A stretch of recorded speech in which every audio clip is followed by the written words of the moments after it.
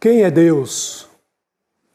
E como eu posso me relacionar com Ele? Quem é Deus? E como eu posso me relacionar com Ele? Graça e paz, meus irmãos. Amém. Esta é a pergunta que eu espero responder, pelo menos em parte, com base no salmo que nós vamos ler nesse instante. Eu convido os irmãos a abrir as suas Bíblias no Salmo 24. Salmo 24 é o salmo da nossa reflexão, para a nossa reflexão nesta noite. Nós já lemos o 23, nós lemos o 25 e agora nós vamos ler o 25. Eu irei ler o 25 e os irmãos acompanhem essa leitura do Salmo 25. Vou pedir que os irmãos 24.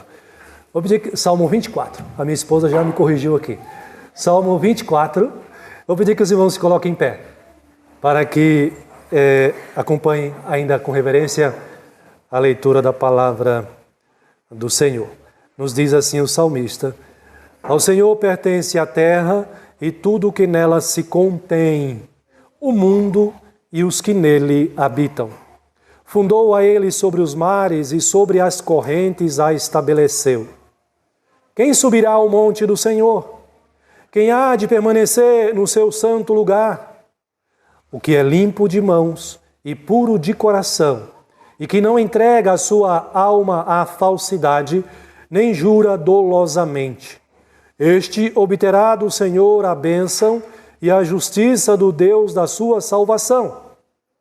Tal é a geração dos que o buscam, dos que buscam a face do Deus de Jacó. Levantai, ó portas, as vossas cabeças, levantai-vos, ó portais eternos, para que entre o Rei da Glória. Quem é o Rei da Glória? O Senhor forte e poderoso, o Senhor poderoso nas batalhas. Levantai, ó portas, as vossas cabeças, levantai-vos, ó portais eternos, para que entre o Rei da Glória. Leiamos juntos o último versículo. Quem é esse Rei da Glória?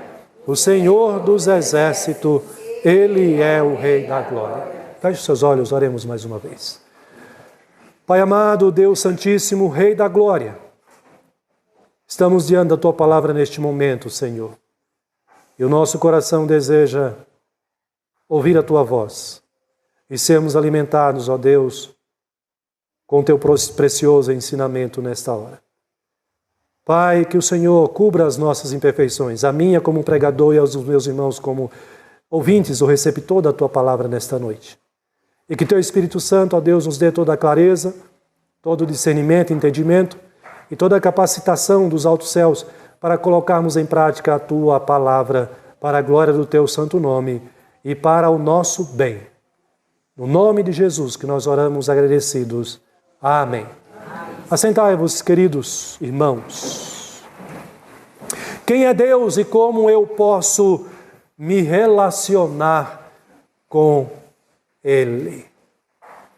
É curioso porque quando nós nos deparamos com uma pessoa que nós julgamos ser muito importante, nós temos alguma dificuldade, muitas vezes ficamos sem saber direito como nos aproximar, se é que temos essa oportunidade de nos aproximar, de dizer algumas palavras, talvez de ser recebido por essa pessoa tão importante, quem sabe até mesmo na sua própria casa. Quem sabe uma pessoa muito famosa, quem sabe uma pessoa muito rica. Nós temos, muitas vezes, até mesmo criamos os nossos próprios preconceitos e nos sentimos, de certa maneira, desconfortáveis ao nos aproximar ou ao termos uma oportunidade em nos relacionar com alguém assim tão importante. Mas, irmãos, nós estamos tratando aqui daquele que é o mais importante de todos, o maior e o mais poderoso, o Deus único, o Deus supremo. E eu fiquei feliz já nesta noite, porque os meus irmãos já deram esse testemunho aqui nesta noite. E é bonito de ver, é lindo de ver a igreja cantando e testemunhando. Não há Deus maior, não há Deus melhor. A igreja testemunhou isso aqui nesta noite, nesse local de portas abertas, dizendo exatamente isso, que esse Deus, Ele é o Deus único, o Deus Todo-Poderoso. Mas Ele é o Deus que está muito acima de nós. Ele é o Deus incomparável a qualquer outra criatura aqui neste mundo. E a nossa reflexão vai nesse sentido. E a gente destacar aqui algumas características desse Deus. Características inigualáveis, incomparáveis. E quando nós comparamos com a nossa realidade, nós também devemos nos sentir constrangidos. E essa pergunta que eu pretendo responder: quem é Deus e como eu posso me relacionar com Ele? Meus irmãos, esse salmo aqui, ele foi um salmo usado pela tradição judaica, pelos judeus, e era cantado no templo a cada manhã de sábado, quando era feito um tipo de oferta, a oferta do vinho, a oferenda do vinho. Eles utilizavam desse salmo como um salmo de louvor, cantando ao Senhor a cada sábado, a cada manhã de sábado, da oferta ou da oferenda do vinho, o seu ritual de culto a Deus. E por que esse salmo é importante e era usado pelos judeus? Justamente porque esse salmo destaca aqui a soberania de Deus, a grandeza de Deus, que muitas vezes nós, seres humanos, temos perdido de vista. E temos tratado Deus de maneira muito leviana, temos tratado Deus de maneira muito secularizada, muitas vezes seguindo o curso deste mundo, que é uma sociedade hoje que vive como se o soberano, como se o sobrenatural, como se o divino não existisse. Como se uma realidade eterna, além dessa realidade temporal, e como se aquele que ordena toda essa realidade, tanto a temporal quanto a eterna, não existisse. Mas esse salmo nos traz a memória e nos chama a essa realidade, a realidade de que existe um Deus que é soberano. E o salmo começa destacando a soberania de Deus nos versículos 1 e 2. Ele já começa trazendo essa realidade, e eu aqui quero dar esse panorama para os irmãos apenas entender do que se trata o salmo aqui. Mas o salmo não trata apenas de mostrar e lembrar a nós de que esse Deus, Ele é único, Ele é soberano, Ele deve ser temido por todos nós, mas ele na sequência vai mostrar um pouco do caráter daquele que é adorador de Deus, daqueles que já conhecem esse Deus único, e de como deve ser esse adorador do Senhor, o verdadeiro adorador de Deus. Ele destaca para nós nos versículos 3 a 6 o caráter do verdadeiro adorador, ou seja, já pensando na nossa resposta aqui, como eu posso me relacionar com um Deus tão singular, com um Deus tão sublime, com um Deus tão tremendo. E o salmo termina com um hino de louvor, finaliza louvando a Deus os versículos 7 a 10, como nós já lemos aqui, destacando para os irmãos. E assim, irmãos, eu quero crer que esse salmo nos ajuda a responder a essa pergunta. É claro que ele não esgota todas as respostas aqui, mas ele traz 3 ensinamentos que são importantes para nós entendermos quem é Deus e como você pode e deve se relacionar com o Senhor. Pastor, mas quem é Deus? Pastor, mas como eu posso me relacionar com esse Deus? Em primeiro lugar, meus irmãos, o Salmo nos ensina justamente isso, que Deus é soberano. Preste atenção, a Bíblia ensina neste Salmo que Deus é soberano. E nós vamos falar o que é isso.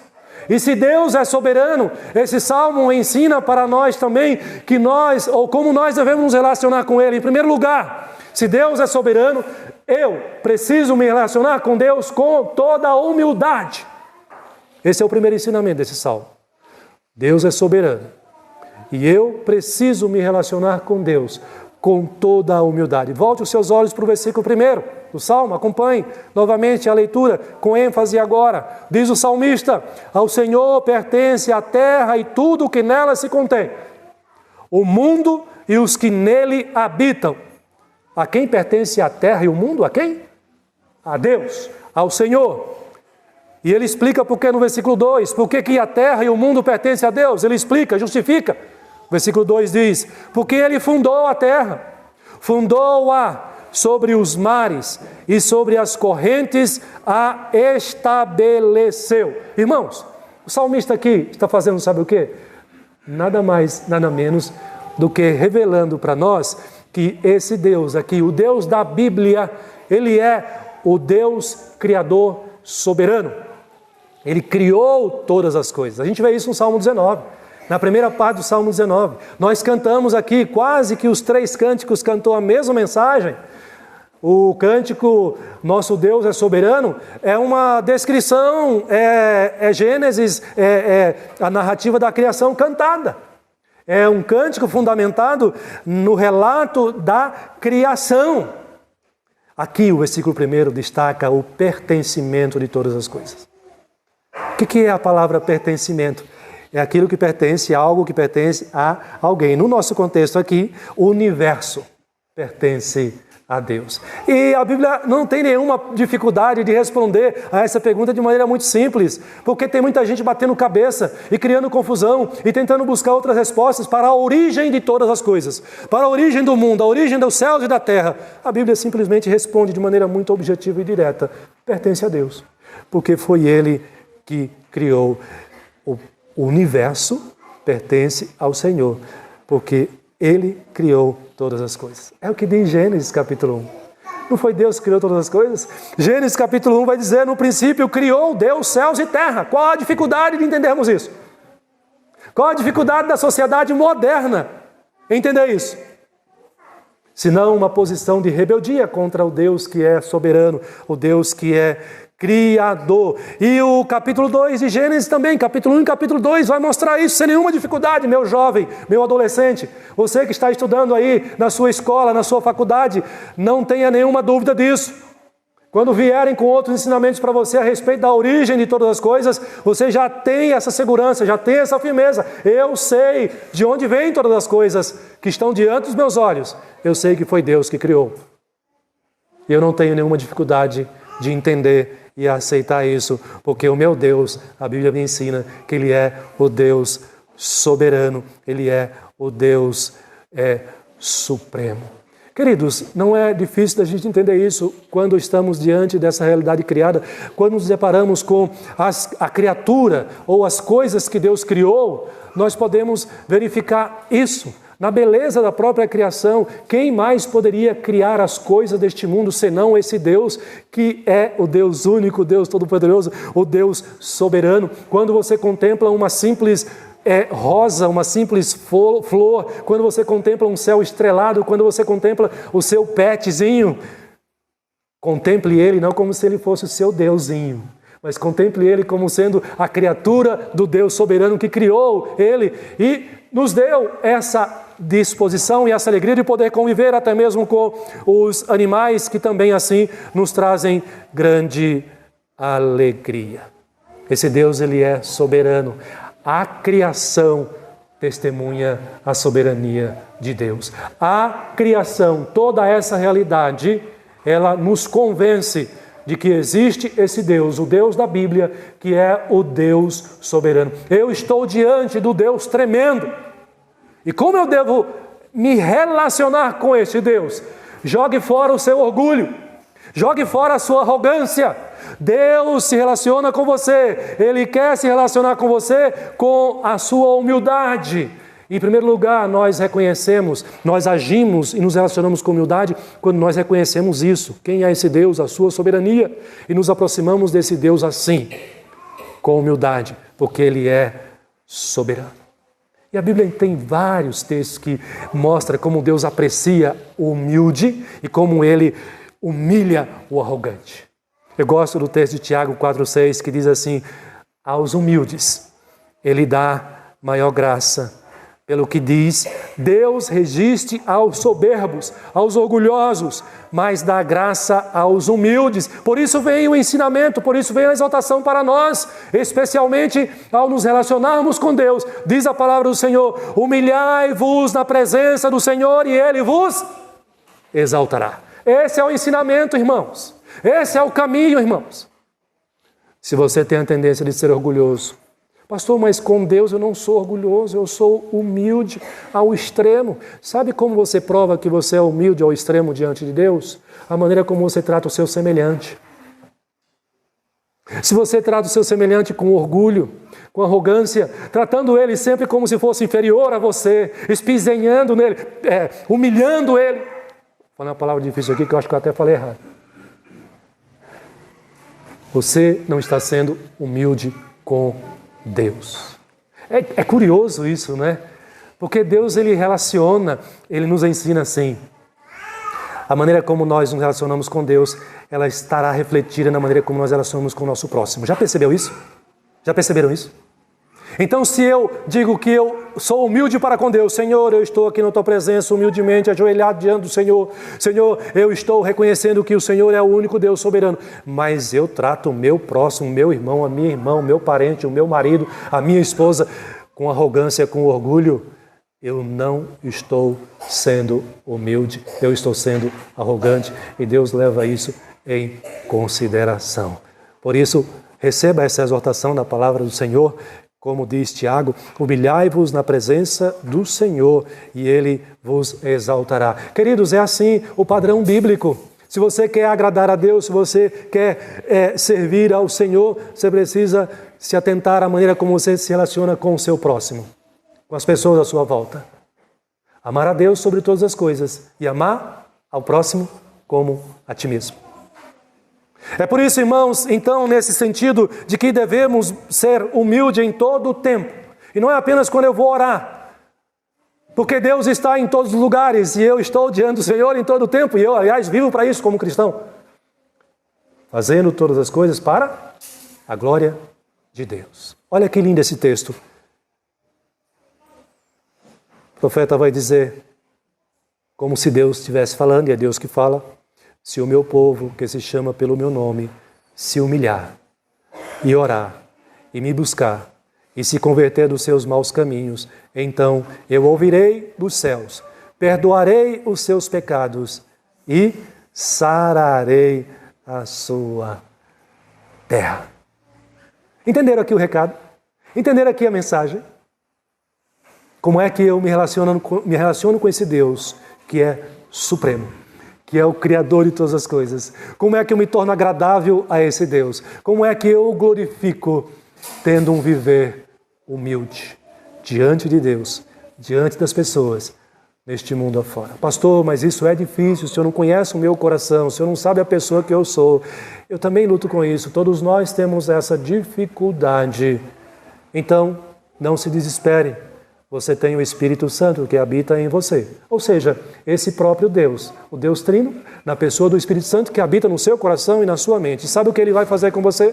Se você buscar isso dele, Ele vai te capacitar a você jogar fora o seu orgulho, a sua arrogância. Adolescentes, não seja arrogante com a mãe. Não seja arrogante com o pai. Não seja arrogante com os irmãos seus. E assim todos nós.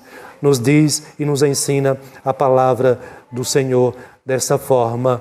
Por isso, o próprio Jesus vai dizer essas palavras, meus irmãos: pois todo o que se exalta será humilhado, e o que se humilha será exaltado. Lá em Lucas capítulo 14, versículo 11, vai nos trazer esse ensinamento. Irmãos, o Salmo, ele é muito claro. Ele inicia dizendo: ao Senhor pertencem os céus e a terra, o mundo e os que nele habitam, porque Ele fundou, porque Ele criou. É simples assim. Você olha para esse Deus. Aliás, vou fazer diferente. Você olha para essa criação e você vai entender o tamanho desse Deus, um pouco, ter uma noção do tamanho desse Deus. Você olha para o mar, ou os mares, você olha para o universo, as estrelas, você olha para esse mundo que é infinito aos nossos olhos, você olha para dentro de você mesmo, através do conhecimento, da ciência, da tecnologia, você olha para a complexidade do cérebro humano, do seu cérebro. Você olha para a complexidade da geração de um filho no útero de uma mãe. Você olha para essas coisas que são impressionantes, que são admiráveis, que são grandiosas, e você conclui a grandeza de que é o nosso Deus, o Deus das Escrituras, o Deus revelado. Mas esse Deus, apesar de ser tão glorioso, apesar de ser tão tremendo, Ele quer se relacionar com você.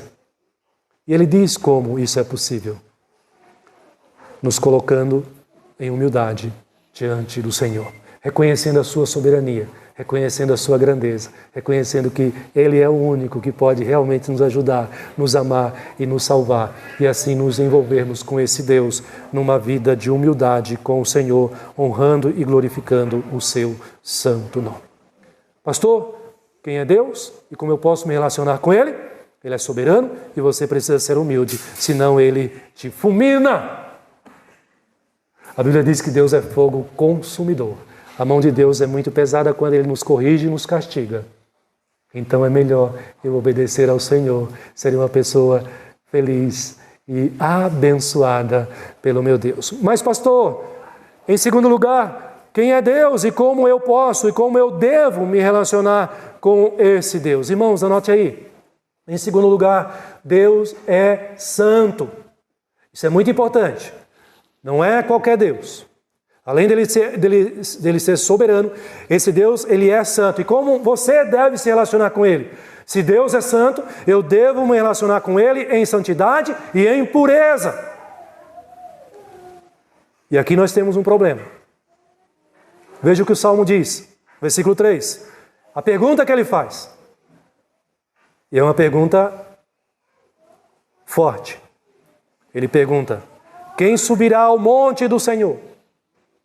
Quem subirá ao monte do Senhor? Repare que ele apresentou o tamanho desse Deus, a grandeza desse Deus, o poder desse Deus. E agora ele diz assim: quem é capaz de subir ao monte de Deus? Isto é, a presença do Senhor. Observe a sequência ainda da pergunta: quem há de permanecer no seu santo lugar? Não apenas ir à presença de Deus, mas ficar com Ele. O salmista está pensando assim: será que é possível alguém fazer isso? Estar na presença de Deus e ir à presença de Deus e permanecer na presença do Senhor, na presença desse Deus? Esses versículos, irmãos, mostram que nos deparamos aqui com uma dificuldade gigantesca. Porque nós todos somos pecadores. E há uma separação, e há um abismo entre o pecador e o Deus santo, santo, santo, como nós cantamos aqui nesta noite. Como resolver essa questão, se é que isso é possível? É interessante aqui, irmãos, a ideia de monte, antes de responder a pergunta, o monte do Senhor, o texto é claro. Deus tem um monte. No Antigo Testamento, a gente vai encontrar a Bíblia falando de vários montes. E alguns deles simbolizavam a morada de Deus, onde eles sabiam, os judeus, queriam encontrar a presença de Deus em determinados montes ali. Mas observe como o texto chama a nossa atenção: quem subirá ao monte do Senhor? Observe como terminou o versículo 2, dizendo que Deus fundou os céus e a terra, o mundo, sobre as correntes, sobre os mares, a estabeleceu, Deus fundou. Na primeira parte a gente viu que Deus criou todas as coisas. Há uma crença, há um entendimento de pessoas que não conhecem a palavra do Senhor, nem esse Deus, que eles entendem assim, que Deus criou todas as coisas e virou as costas e foi embora. O homem é autônomo para se virar. Deixou o homem por conta. Mas não é isso que esse salmo ensina aqui. Observe que o salmista dá uma continuidade. Deus criou, mas Ele não foi embora. Deus criou você e eu e todas as coisas, mas Ele não virou as costas. Se Ele está no monte, o monte é um lugar interessante para quem governa. O monte é um lugar estratégico. A ideia é que do monte Deus governa todas as coisas. A ideia é que das alturas celestiais Deus está governando todas as coisas. A Bíblia diz que Deus olha do céu à terra. Isso mostra que Deus está governando. que Deus não virou as costas, que Deus não está ausente desta realidade, deste mundo aqui. Eu falei para vocês que no Antigo Testamento, ele fala, nós encontramos vários montes que se referem na Bíblia, mas tem dois deles que chamam a nossa atenção, e eu quero lembrar aqui aos irmãos desses dois montes. Primeiro é o Monte Sinai. Lembra do Monte Sinai? Localizado lá no deserto. E você lembra da história? Deus liberta o seu povo de onde? Do Egito, certo? Da escravidão egípcia. E Deus quer se relacionar com esse povo. Deus quer pastorear esse povo. E Deus leva esse povo para o Monte Sinai, para o deserto, mas coloca o pé do monte. Deus é soberano. Deus está sobre o monte. E Deus vai pastorear esse povo, conduzir esse povo. Moisés sobe ao monte. Para quê? Para encontrar-se com Deus. Ele sobe e ele recebe as 2 tábuas da lei. Olha Deus pastoreando o povo aí, gente. Deus não virou as costas para o mundo. Desde o Gênesis é assim. Deus se preocupa com a sua vida. Deus se preocupa com a sua criação, este mundo aqui. Deus jamais irá abandonar a sua criação, que Ele criou de maneira tão prazerosa. Não pense que a criação foi algo desagradável para Deus, que Deus não teve prazer. Você lê Gênesis 1 e 2, você observa isso. O próprio testemunho de Deus, viu Deus que era bom, viu Deus que era bom, viu Deus que era bom, e chega no homem, viu Deus que era muito bom. Deus teve prazer na sua criação. E não foi por causa da queda do homem que Deus jogou fora o mundo com toda a sua criação. Deus, pelo contrário, Ele continua a trabalhar incansavelmente para restaurar o seu mundo, restaurar a sua criação. Por isso que nós encontramos agora Moisés diante de Deus sobre o monte. Esse monte é importante. É um dos montes que mostra essa realidade. O salmista está dizendo aqui, quem subirá ao monte do Senhor? É por causa dessa ideia, Deus como um monte, como morada de Deus. Mas há um outro monte também que é muito interessante, que é o Monte Sião. Você já deve ter ouvido do Monte Sião. E o Monte Sião, ele traz uma referência para a cidade de Jerusalém. A cidade de Jerusalém. Aliás, Jerusalém não está só sobre o Monte Sião. Dizem os estudiosos que pelo menos 5 montes ali compõem a estrutura, não é? Sobre a qual a cidade de Jerusalém, ao longo do tempo, foi sendo construída e ampliada ali. E desses 5 montes em Jerusalém, pelo menos 2 são mais conhecidos. Eu acredito que você já tenha ouvido falar o nome, além do Sião, o Monte Moriá. Monte Moriá. Mas o meu ponto aqui, irmãos, é que o Monte Sião está sustentando ali a cidade de Jerusalém. E a cidade de Jerusalém é a cidade de Deus. A cidade de Deus. A morada do Altíssimo. O Salmos 87 vai dizer justamente isso. Fundada por Ele sobre os montes. Olha que coisa interessante. O salmista está falando de Jerusalém. Está dizendo que a cidade de Jerusalém foi fundada sobre os montes. E o Senhor ama as portas de Sião mais do que as habitações todas de Jacó. Gloriosas coisas se tem dito de ti. Aí ele vai dizer, ó cidade de Deus, que está sob o Monte Sião, ou os montes em torno também do Monte Sião. Então, irmãos, Deus criou o mundo e Deus continua governando este mundo.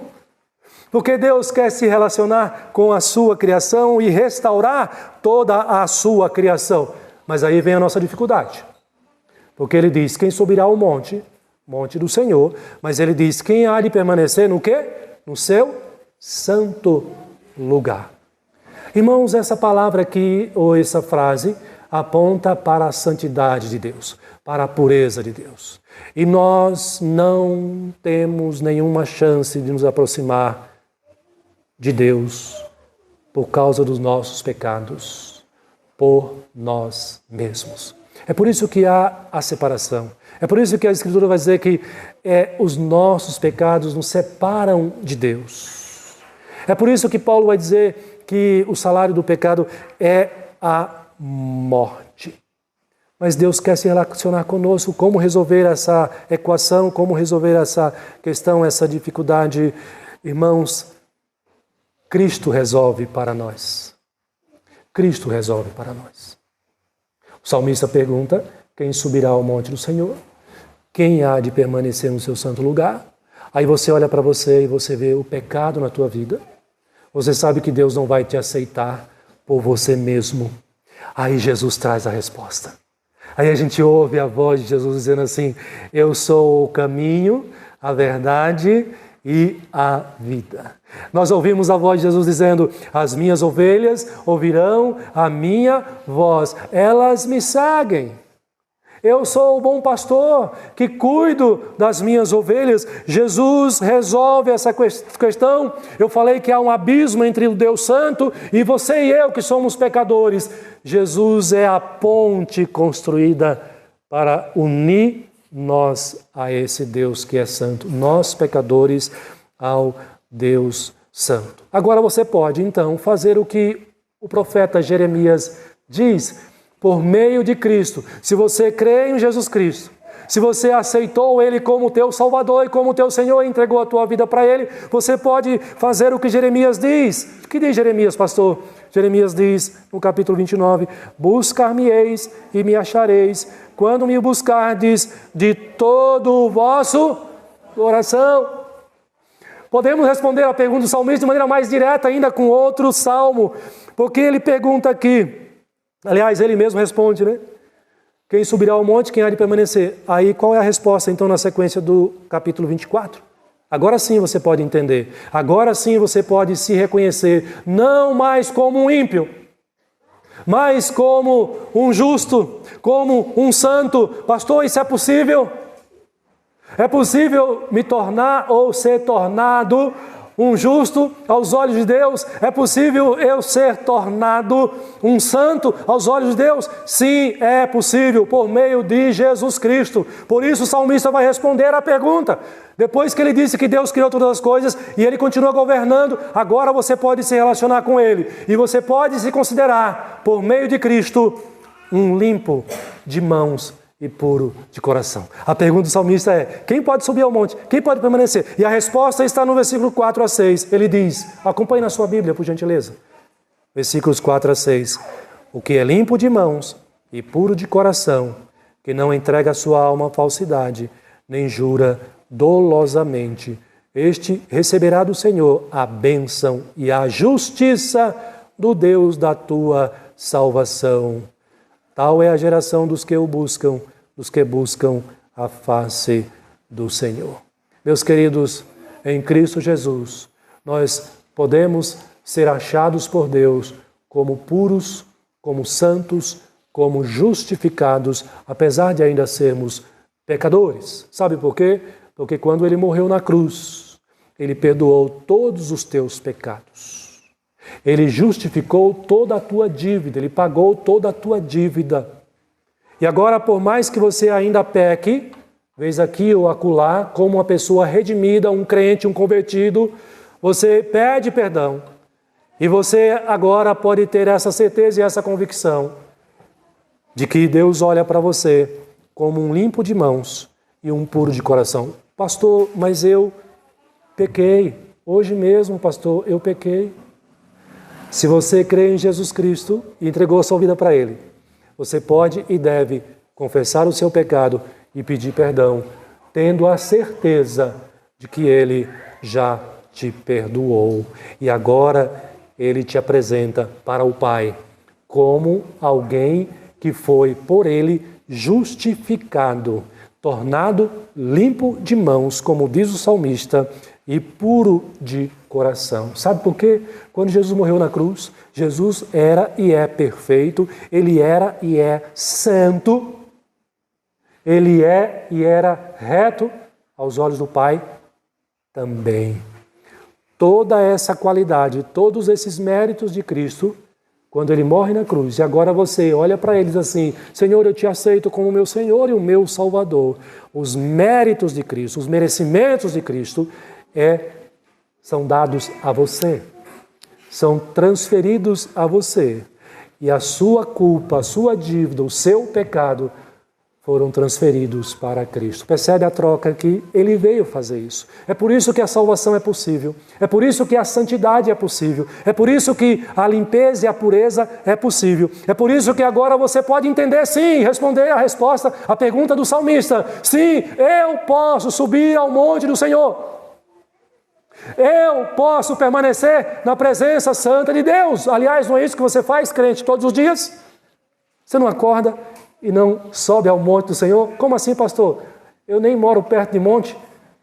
Você acorda e você ora ao Senhor. Você vai à presença de Deus.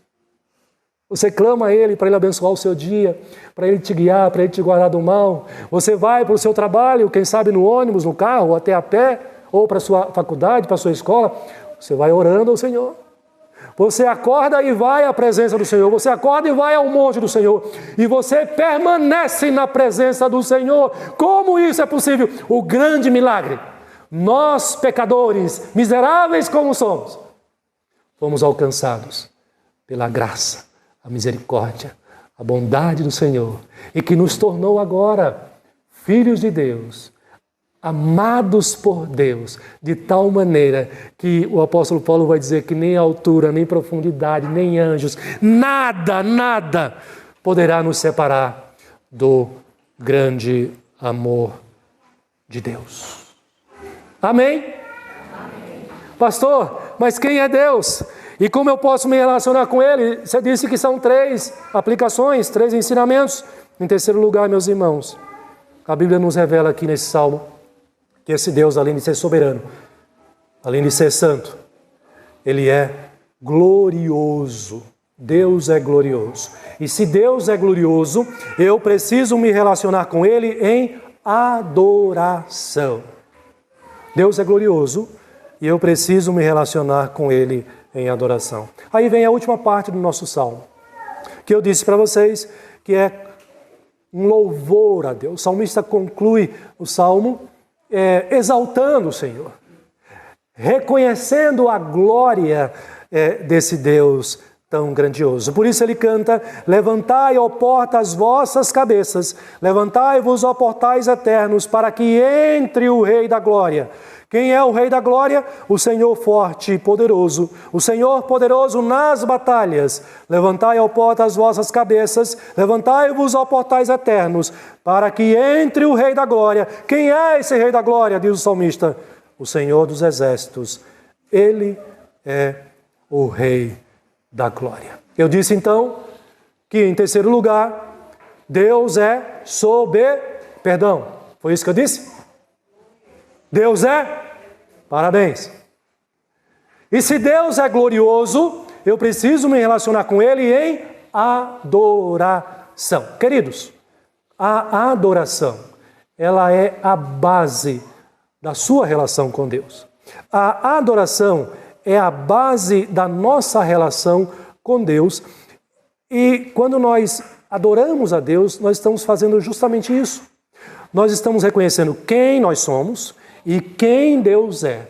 Eu reconheço que eu sou pecador, que eu sou pequenino diante de Deus, que eu sou indigno dessa salvação de Deus, e eu reconheço a majestade do Senhor, a beleza do Senhor, a glória do Senhor diante de mim e diante de todos também. Então não é possível alguém dizer que se relaciona com Deus, que tem comunhão com Deus, mas que não adora a Deus e adora outra coisa ou a outro alguém qualquer. Isso é inimaginável, isso é impossível. É interessante porque vamos entender essa parte final aqui do Salmo. Por que ele canta dizendo: abram-se os portões. Jerusalém, abram-se os portões, templo, abram-se os portões para que entre o Rei da Glória. Nós sabemos que os judeus no Antigo Testamento, eles tinham a Arca da Aliança. A Arca da Aliança, vocês sabem muito bem, que simbolizava, representava para os judeus, e era isso mesmo, a presença de Deus. Naquela época, desde aquela época, os judeus já tinham as suas batalhas, as suas guerras. E eles já criam no Deus Yahvé, o Deus que nos é revelado na palavra, e nós também cremos. Então eles entendiam que se fossem à guerra e levassem a arca da aliança, eles seriam abençoados por Deus, porque Deus está presente nessa guerra e Deus vai nos dar a vitória. Então muitas vezes eles saíram à guerra levando a arca da aliança, e quando eles estavam em obediência a Deus, tudo parecia funcionar muito bem. Deus abençoava e eles venciam a guerra e eles voltavam para a Judéia, Jerusalém, cantando, vitoriosos e celebrando e exaltando o nome de Deus. Mas quando eles estavam em pecado, ainda que levassem a arca da aliança, a gente viu isso acontecer algumas vezes, Deus não os abençoava e eles voltavam derrotados para as suas casas, para a sua terra. Mas não é o caso aqui. O salmista está retratando um momento de vitória, um momento desses em que eles saíram à guerra e agora eles voltam vitoriosos, como se aqueles que ficaram estavam ali para receber a arca da aliança, para receber o próprio Deus de volta, e estão aclamando, estão cantando, estão exaltando, dizendo: abram-se as portas. É por isso que a gente vê repetir aqui no texto algumas vezes: levantai, ó porta, as vossas cabeças. Levantar aqui é abrir as portas, os portões, para que entre o Rei da Glória. A arca está sendo trazida e nós recebemos com festa, nós recebemos com alegria. Recebemos quem? O judeu canta: o Rei da Glória. Veja que ele diz aí no salmo, na parte que eu li para vocês, a respeito desse Deus, está dizendo: o Senhor forte e poderoso, o Senhor poderoso nas batalhas, nas guerras, literalmente, nesse sentido. E Deus abençoou, e Deus deu vitória, e agora eles recebem a presença manifestada na Arca da Aliança, a presença desse Deus glorioso, desse Deus invencível, imbatível, que as outras nações foram derrotadas por causa da presença e do poder deste Deus. Por isso ele diz que ele é poderoso na guerra, aqui no Salmo. E ele então clama e exalta ao Rei da Glória como sendo um poderoso guerreiro, um guerreiro que é imbatível. Irmãos, aqui esse salmo no final, ele retrata então o caráter triunfante desse Rei da Glória. Se nós entendemos que Deus é soberano, se nós entendemos que Deus é santo, se nós estamos entendendo que Deus ele é glorioso e não existe ninguém que tenha tamanha glória ou maior glória do que o próprio Deus, nós só podemos esperar e dizer como judeus que esse Deus ele é de fato triunfante, ele é vitorioso em todas as coisas. Mas, pastor, que glória é essa? O sinônimo de glória, irmãos, é a ideia de grandeza, de fama, pelo seu poder, pela sua majestade. É por isso que a Bíblia apresenta Deus assim, revela Deus assim para nós, como sendo aquele que é o maior e o mais poderoso de todos. De tal maneira, queridos, que a glória de Deus é apresentada na Bíblia como sendo aquela glória que brilha mais do que o sol. O profeta vai falar sobre isso, se não me falha a memória, o profeta Isaías vai dizer que quando o Senhor voltar a este mundo, na sua majestade, na sua glória, e ele fala isso de maneira poética, mas para trazer a verdade, ele diz que quando Jesus voltar na sua glória, na sua majestade, a lua se escurecerá e o sol se envergonhará. Ele quer mostrar com isso que o brilho, a beleza, para nós entendermos um pouco a glória de Deus. O brilho da glória de Deus é mais ofuscante, é mais poderosa do que a do sol, da lua e das estrelas. Moisés, quando desce do monte, o seu rosto está brilhando, de maneira que precisa colocar um véu sobre o rosto ali para esconder ali a glória do Senhor. Paulo, quando está perseguindo os cristãos ali em caminho de Damasco, ele mesmo testemunha e diz que ele vê uma forte luz, uma grande luz, um brilho irresistível diante dele, e ele cai por terra. A presença do Senhor, na sua glória, o Cristo, o Senhor Jesus Cristo, revestido de poder, majestade, glorioso. O apóstolo João, lá em Apocalipse, na sua visão do Jesus Cristo, o Senhor glorioso, ele diz que Jesus vem até ele e ele começa a ouvir a voz de Jesus falando por trás dele, glorioso e majestoso, e quando ele volta-se para ver Jesus Cristo, diante da glória do Senhor Jesus Cristo, ele diz que ele cai por terra como se estivesse morto. Tamanho da glória do Senhor e do Senhor Jesus Cristo diante de nós, meus irmãos. O salmista, então, aqui, irmãos, pede para que as portas do templo se abram, para que esse Deus, esse guerreiro majestoso, o Senhor, que é glorioso, seja recebido no templo, seja recebido na cidade de Jerusalém, conhecida como a cidade do próprio Deus. Você precisa olhar para Jesus e encontrar em Jesus a sua glória.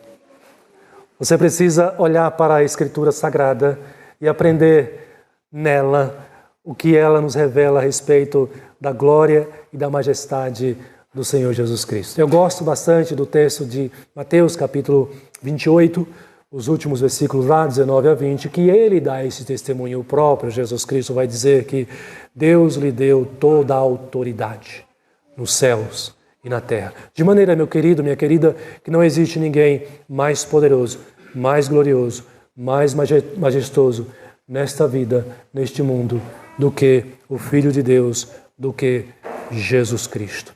Enquanto os judeus cantavam e diziam, ergam os portões ou abram os portões, quem sabe você agora entendendo que Jesus é glorioso, que esse Deus é tremendo, você não deseja que Ele, na sua glória, entre no coração de determinadas pessoas que você conhece? Para que Ele transforme, para que Ele dê vida, para que Ele aperfeiçoe, para que Ele salve essas pessoas. Quem sabe você possa orar assim e dizer, Senhor Deus, abre o coração de fulano, cicrano e beltrano, para que ele receba o Rei da Glória. Quem sabe todos nós devemos orar assim por este mundo, pelas pessoas da nossa volta, irmãos, porque só esse Rei da Glória, só Ele pode, de fato, transformar a vida do pecador, tirar do inferno e trazer para o céu, tirar da morte e trazer para a vida, porque Ele tem a vida e Ele dá a vida. Então, quem sabe você possa orar pelo seu pai, a sua mãe, quem sabe você possa orar pelo seu cônjuge, quem sabe você possa orar pelo seu filho, pela sua filha, quem sabe você possa orar pelo seu vizinho, as pessoas que você conhece, que não creem em Jesus Cristo como seu Senhor e Salvador, aquele que é grandioso, poderoso, majestoso. Mas você pode também orar de outra forma, sabendo que esse Jesus é majestoso, é poderoso, é glorioso. Você sabe, né? Que Ele não vai voltar a este mundo aqui mais como um servo para ser esbofeteado pelos soldados, para ser chicoteado pelos soldados, para ser cuspido pelos soldados, para ser perseguido pelos fariseus, saduceus, escribas. Esse Jesus voltará, como é descrito nas Escrituras. Ele voltará e todos veremos nas alturas celestiais, com os seus santos anjos. Voltará como Senhor, como Ele é. Então, quem sabe você possa alimentar essa esperança no seu coração e na sua vida, e assim você estará também adorando, exaltando e glorificando ao Senhor Jesus Cristo, ao dizer para Ele em oração, Senhor, a minha alma te espera, Senhor. Senhor, eu estou ansioso pela Tua volta, Senhor. Senhor, eu amo o Senhor e desejo muito que o Senhor volte a este mundo, para restaurar a minha vida plenamente e todas as coisas. E aí a gente lembra da pergunta do salmista, quem há de subir? Quem subirá ao monte do Senhor? Quem há de permanecer no seu santo lugar? Eu quero dizer uma boa notícia para você. Se você crê nesse Jesus Cristo como teu Senhor e teu Salvador, você já está no seu monte. Você já está na sua presença. E a promessa bíblica é que quando Ele voltar, você irá habitar, permanecer na presença dEle gloriosamente para todo ou sempre, é a promessa bíblica do Senhor. Mas você ainda pode glorificar, adorar a esse Deus tão tremendo, tão cheio de glória, dizendo justamente isso para as pessoas à sua volta. Dizendo que esse Deus, Ele é soberano e só Ele é Deus. Dizendo para as pessoas que esse Deus, Ele é santo e requer a nossa santidade também, a nossa pureza também. Dizendo para as pessoas que esse Deus é glorioso, revestido de todo o poder, toda a majestade. Porque não tenha dúvida, as pessoas não conhecem Deus assim. E Ele é assim. Elas estão sendo enganadas. E nós conhecemos, nós temos a verdade, nós sabemos a verdade. E nós devemos adorar a Deus à medida que nós evangelizamos, testemunhamos, proclamamos para o mundo quem é Deus, quem é Jesus, na sua glória e no seu poder. O que você aprendeu aqui hoje, meu querido irmão, minha querida irmã? Quem é Deus e como você deve se relacionar com Ele. Você aprendeu em primeiro lugar que Ele é soberano, e que você deve se esforçar e crescer em toda a humildade diante de Deus e diante dos homens. Você aprendeu em segundo lugar que esse Deus, Ele é santo. A Bíblia diz que Ele é santíssimo, santo, santo, santo. E Deus, Ele odeia o pecado, Ele odeia a impureza, Ele castiga aqueles que vivem na impureza. Então eu, como um cristão, agora em Cristo, eu tenho toda a condição de desenvolver uma vida de santidade. Pedir para que Ele purifique os meus pensamentos a cada dia. E eu faço isso, irmãos, todos os dias. Senhor, limpa a minha mente, aperfeiçoa o meu pensamento. Dá-me mais da mente de Cristo, dá-me mais do caráter de Cristo. Quem sabe você possa orar também assim, pedindo para Ele fazer isso na tua vida. Quem sabe você pode orar assim pelo seu filho ou sua filha. Quem sabe você possa orar assim, pedindo isso a Ele pelo seu marido, pela sua esposa, para que Ele faça essa obra de redenção e de restauração. E você aprendeu em último lugar que esse Deus, Ele é glorioso e que devemos nos relacionar com Ele em adoração. Por isso o apóstolo Paulo vai dizer que tudo o que nós fazemos, quer comamos, bebamos, nos vestimos, trabalhamos, nós devemos fazer tudo para a glória de Deus. Que Deus nos abençoe e aplique, irmãos, o ensinamento da palavra dEle no seu coração, na sua vida. Amém. Convido